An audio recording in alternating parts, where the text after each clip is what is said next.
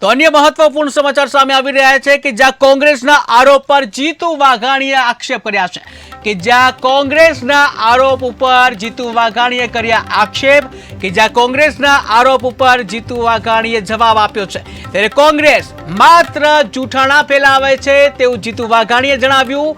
જ્યાં વિધાનસભા ગૃહને કોંગ્રેસ ગેરમાર્ગે દોરી રહી છે, મીડિયા સમક્ષ પણ જૂઠાણું ફેલાવી રહી છે કોંગ્રેસ, ત્યારે જૂઠું બોલવું કોંગ્રેસની પરંપરા છે તેવું જીતુ વાઘાણીએ કહ્યું છે।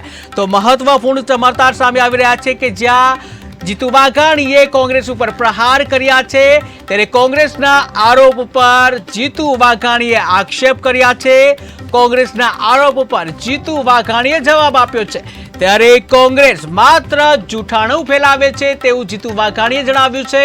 આ સાથે જ વિધાનસભા ગૃહને કોંગ્રેસ ગેરમાર્ગે દોરી રહી છે, મીડિયા સમક્ષ પણ જૂઠાણું ફેલાવી રહી છે કે જ્યાં જૂઠું બોલવું કોંગ્રેસની પરંપરા છે તેવું જીતુ વાઘાણીએ જણાવ્યું।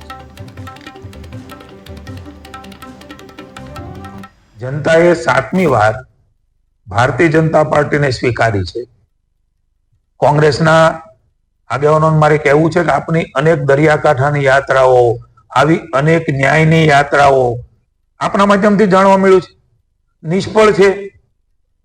બાજુના પૂર્વ મુખ્યમંત્રી આવીને ઠપકો કોંગ્રેસને આપે છે, જનતા એને સ્વીકારતી નથી કારણ કે એના જેનેટિકલી જે ગુણો છે એ માત્ર સત્તાલક્ષી છે, માત્ર વોટ બેંકની રાજનીતિ છે, ટૂંકા ગાળાની છે।